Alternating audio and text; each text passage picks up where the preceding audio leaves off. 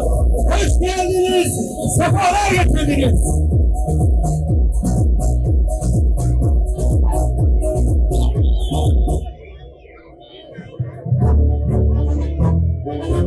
Evet kıymetli kardeşlerimiz, Genel Başkanımız Sayın Zekeriya Yapıcıoğlu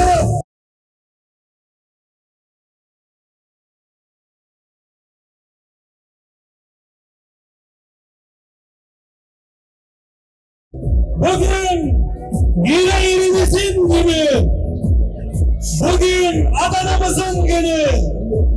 Güneş doğmuştur artık, balçıkla sıvanmaz.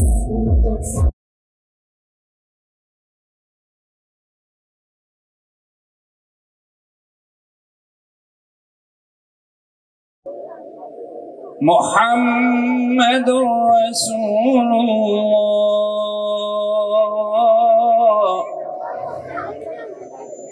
وَالَّذِينَ مَعَهُ أَشِدَّاءُ عَلَى الْكُفَّارِ رُحَمَاءُ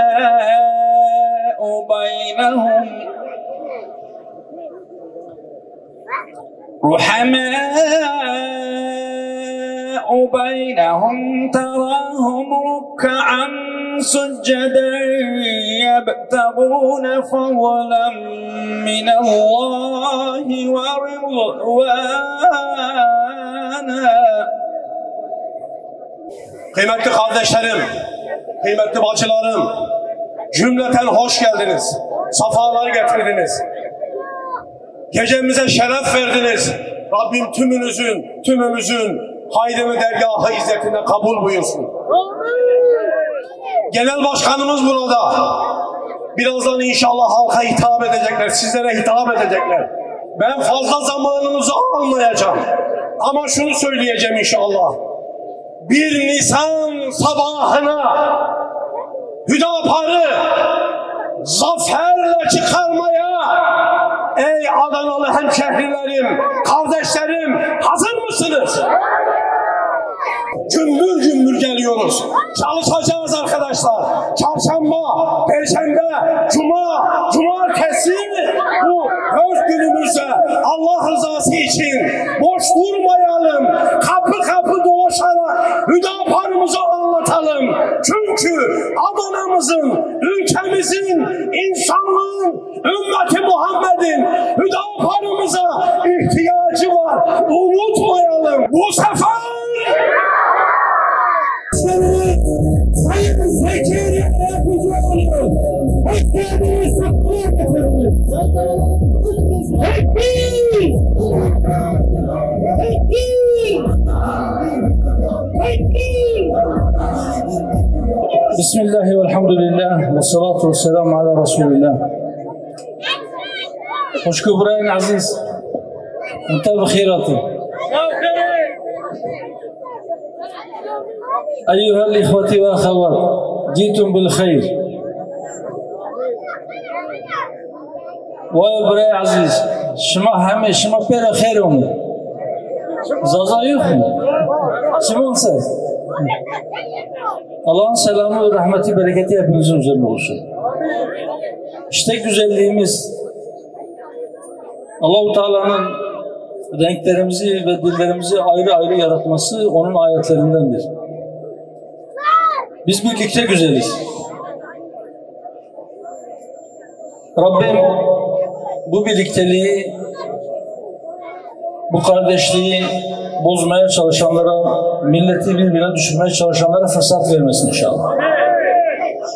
Seçimler yaklaştı, liderler meydan meydan dolaşıyor, kanal kanal geziyor, adaylar bazıları kendini anlatıyor, projelerini anlatıyor, yapmak istediği hizmetleri anlatıyor, bazıları da sağa sola çamur atıyor.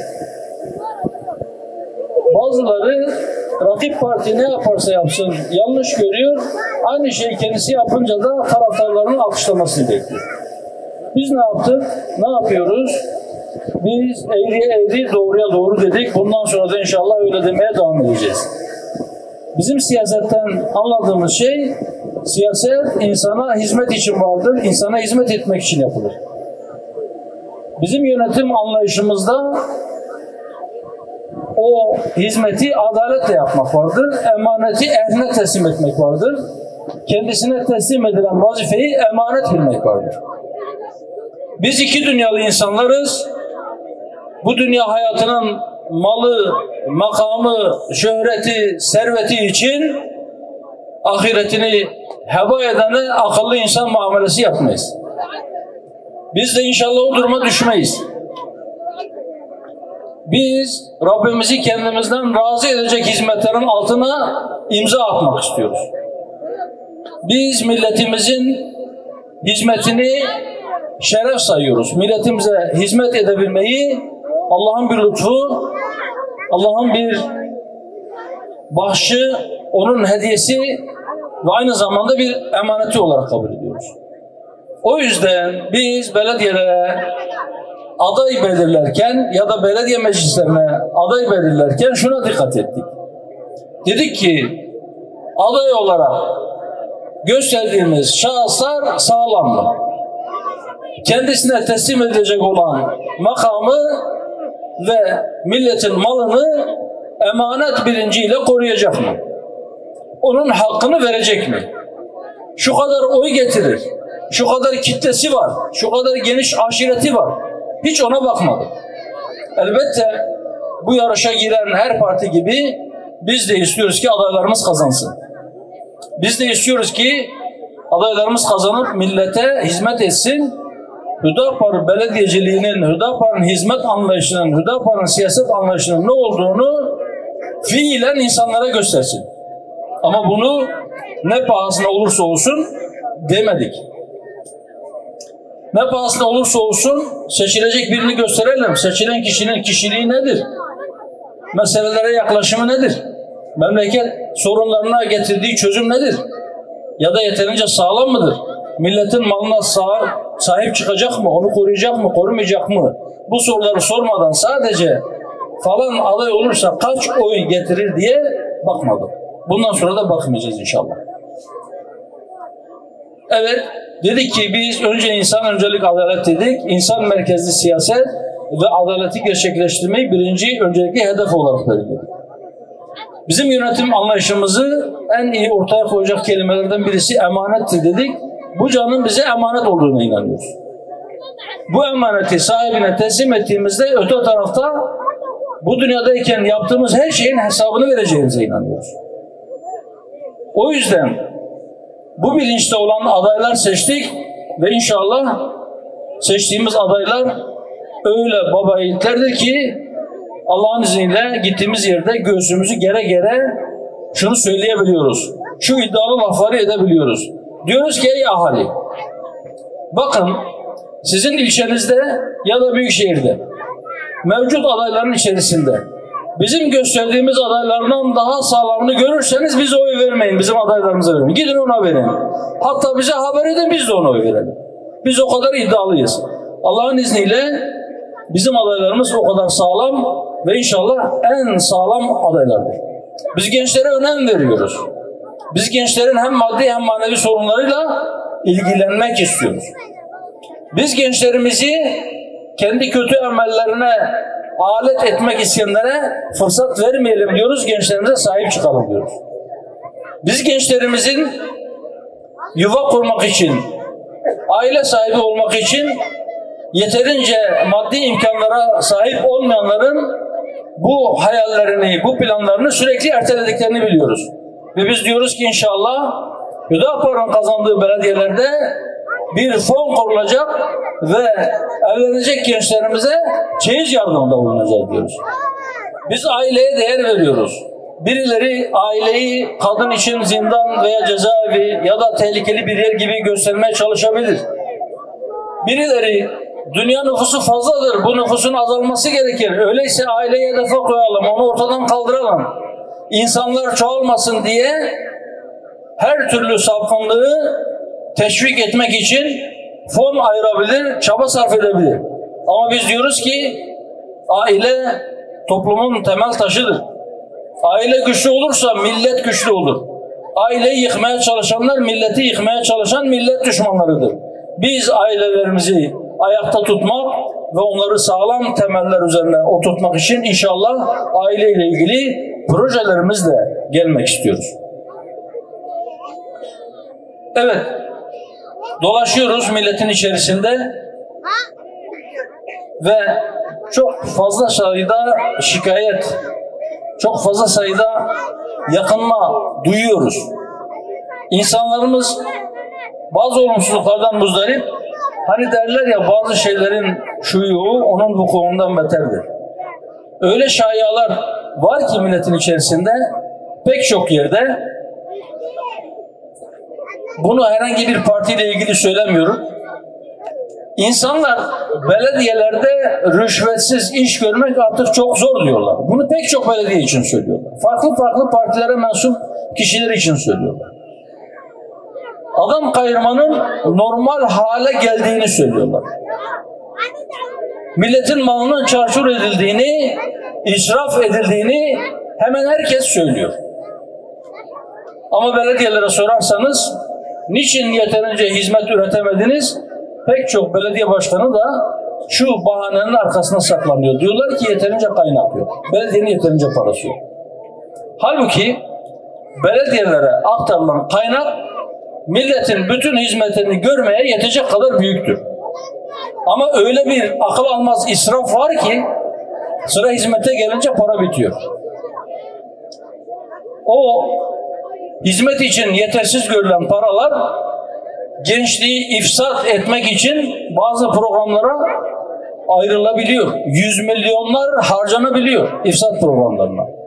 Biz inşallah diyoruz ki bizim arkadaşlarımızın, bizim kardeşlerimizin yönettiği belediyelerde her belediyenin üzerine rüşvet alan da veren de mel'undur levhası asılacak.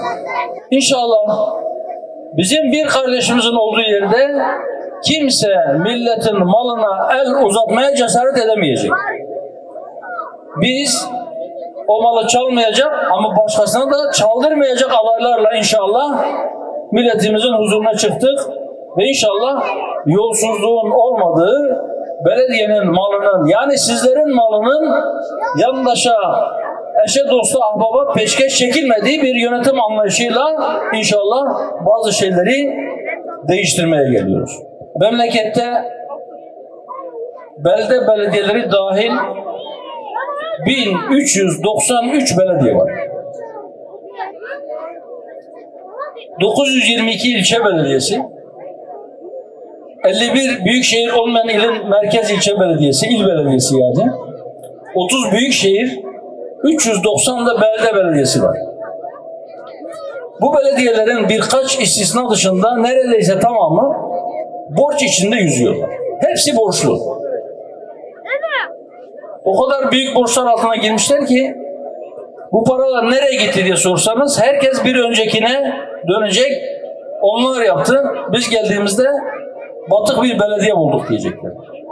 Olabilir. Her gelen belediye neredeyse bir öncekinin borcunun üzerine yeni borçlar koyuyor.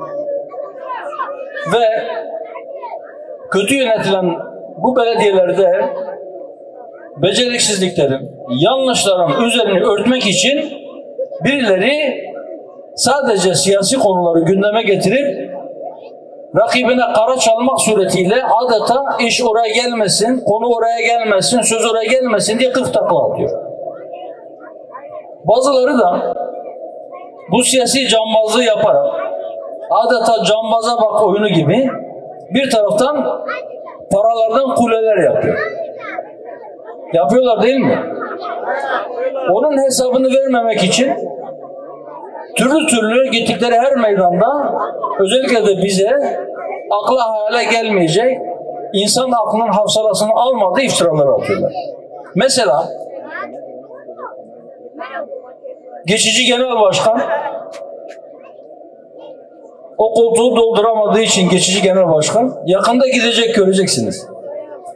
Geçici genel başkan gittiği her yerde diyor ki, Hüdapar diyor ki biz kadınları sokak hayvanları gibi sahiplendireceğiz, haşa. Özür diliyorum bacılarımdan. Ama o densiz böyle söylüyor. O çapsız yalancı böyle söylüyor. Yahu bu memleketin Nüfusun yarısı kadın. Aklı başında olan birisi bir kadına böyle bir şey söyleyebilir mi? Bu çapsız yalancı o kadar çok tekrar etti ki aklı 12 gibi olanların dışında kimse inanmadı. Ama ısrarla devam ediyor. İşin kötü tarafı kendisi inanmaya başladı. Muhtemelen bir paranoya olacak orada. Yahu eğer biz bu kadar akılsızsak, bunu söyleyebilecek kadar akılsızsak bizimle ne uğraşıyorsun? Allah için. Bizim dediğimiz şey milletimiz biliyor. Biz dedik ki devlet bir fon kursun. Mirası bırakmadan vefat edenlerin mirası devlete kalıyor. O fona aksın. O fonla maddi imkansızlık içerisinde olan bu nedenle evlenemeyen gençlerin evlendirilmesine harcansın o fon. Bir de çalışacak kimsesi olmadığı için muhtaç durumda olan kadınlara devlet sahip çıksın. Bu lafı alıyor, çeviriyor. Gittiği her yerde diyor ki bak kadınları sahiplendirecek olan Hüdapar'la bilmem şöyle böyle. Cümleleri böyle kurup devam ediyor. Allah akıl versin diyeceğim ama aslında Allah akıl herkese verilmiş, bazıları kullanmıyor. Bazıları aklını kullanmıyor. İnsaf diyeceğim, ne gezer? Allah'tan kork diyeceğim, korksa zaten bunları söylemez. Biz de bu kadar ahmakça yalan söyleyeni milletin ferasetine havale ediyoruz. Şimdi biz ona bir kez daha sesleniyoruz. Sen bu hikayeleri anlatacağına sen şu paradan kuleleri nasıl yaptınız onu bir anlatıyoruz. Onu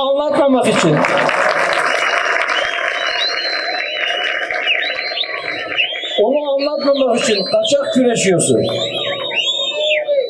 Ama nereye kaçarsan kaç, o görüntüler sana yapıştı, senin yakana yapıştı ve inşallah onun hesabını vereceksin.